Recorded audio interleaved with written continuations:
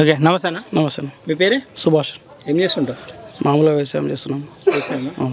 ఎవరన్నా? ఇల్లారెడ్డి కూడా తండ గ్రామ పంచాయతీ తాండానా? దండాలి. ఎట్లుందన్న వ్యవసాయం? ఎట్లా పడుతున్నాయి పంటలు? వ్యవసాయం అయితే ఇప్పుడు అయితే చాలా వరకు కొంతవరకు ఎండిపోయింది, కొంతవరకు అయితే వచ్చి వరి వేసింది అయితే వచ్చింది. వచ్చిన దిగుబడి ఓకేనా? ఏం దిగుబడి ఇక వచ్చిన ఆడికిడికే. ఓకే. మార్పు ఏమైనా అనిపిస్తుందా కొత్త ప్రభుత్వంలో? మార్పు అనేది ఇప్పుడు దాకా అయితే ఏం లేదు. తాండా ఎట్లా ఉందో అట్లనే ఆయన హామీలు చెప్పింది, కానీ అది బస్సు అన్నాడు. బస్సుకి అయితే ఆ లేడీస్కి గిట ప్రశాంతంగా లేకుండా అయిపోతుంది. వాళ్ళకి ఫ్రీ చెప్పారు కానీ ప్రశాంతంగానే లేకుండా పోతుంది. ఆ బస్సులలో కూడా కొట్టుకుంటారు. ఓకే.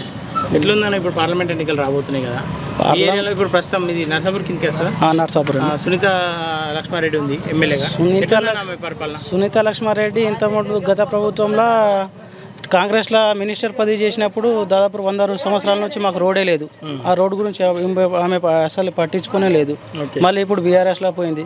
బీఆర్ఎస్లో పోయి ఎమ్మెల్యేగా చేసింది. ఆమె ఎమ్మెల్యేగా చేస్తే ఇంతకుముందు మదన్ రెడ్డి బీఆర్ఎస్లో ఎమ్మెల్యే చేసి ఇప్పుడు ఆయనకు ఎంపీ టికెట్ ఇవ్వకపోతే ఆయన కాంగ్రెస్లో పోయాడు. ఇట్లా మారుతూనే ఉన్నారు కానీ ఎలాంటి మార్పు అనేది తీసుకొస్తలేరు. ఓకే. మార్పు ఏం లేదు. మార్పు అయితే ఏం లేదు. ఇప్పుడు అందుబాటులో ఉందా సునీత లక్ష్మారెడ్డి? అందుబాటులో ఉంటుందంటే ఆమె ఏనాడన్నా ఇట్లా తాండకు వచ్చి ఎట్లా ఉంది అనేది పరిస్థితి అయితే ఒక్కసారి ఇట్లా ఇట్లా చూడలేదు. ఓకే. ఇప్పుడు పార్లమెంట్ ఎన్నికలు వస్తున్నాయి కదా, ఎట్లా ఉంటుంది ప్రభావం? మీ ప్రాంతంలో ఏ పార్టీ వైపు ఉంటారు జనాలు? పార్టీ అంటే మేము రఘునందన్ రావుకే అనుకుంటున్నామండి. ఎందుకు రఘునందన్ రావు? ఈ ప్రాంతానికి తెలియదు. ఆయన కొద్దిగా కొట్లాడే అంత ఆయనకు శక్తి ఉంది, కొట్లాడతాడు ఏదైనా సరే. ఇక నీలం మధు ఆయన ఎట్లా అంటే ఆయన 4-5 పార్టీలు మార్చిండు. ఇప్పుడే చెప్పలేం ఎట్లా తర్వాత గిట్ట ఎట్లా ఉంటుందో ఆయనది. ఇప్పుడు ఆయన ఎంత ఓటమి ఉన్నా కొట్లాడుతూనే ఉంటాడు రఘునందన్, కాబట్టి ఆయన మేము అనుకుంటున్నాం. వెంకటరామరెడ్డి గతంలో ఆయన కలెక్టర్గా చేసిండు. అప్పుడే ప్రజల్ని సరిగా చేయనప్పుడు ఇప్పుడు ఏం చేస్తాడు? అది మా ఉద్దేశం. మారిండేమో కదా ఆయన. అది ఎట్లా అనుకుంటాం మనం? మారినని అనుకోవద్దు. కాంగ్రెస్ నుండి రేవంత్ రెడ్డి ఏమంటుండే, 14 పార్లమెంట్ సీట్లు నాకు వస్తే తెలంగాణ అభివృద్ధి చేస్తాం మరింత అని చెప్పేసి అంటుండే.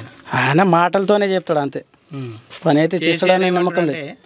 తెలంగాణ కాకుల గద్దెల పాలవుతుంది, తెలంగాణను కాపాడాలంటే మనం 11 అంటే బీఆర్ఎస్ 11 సీట్లు గెలవాల్సిందే అని చెప్పేసి అంటుండు. మరి అట్లా అన్నప్పుడు పార్టీ ఎందుకు మార్చిండు? బీఆర్ఎస్ ఎందుకు పెట్టిండు? టీఆర్ఎస్ పోయి బీఆర్ఎస్ ఎందుకు పెట్టిండు?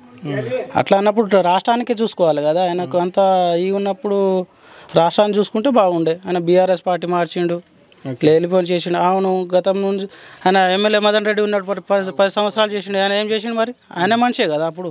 మరి చేయండి, ఇప్పుడు ఏం చేస్తాడు? ఓకే. అది సరే. మార్పు అయితే కనిపిస్తుంది ఏమన్నా? మార్పు అయితే ఏం లేదు. సరే. ఎలక్షన్లో అయితే ఫైనల్ పార్లమెంట్లో ఎటు నీ ఓటు? మాకైతే బీజేపీకి ఉంది. బీజేపీకి. ఓకేనా? మోడీ. ఓకే.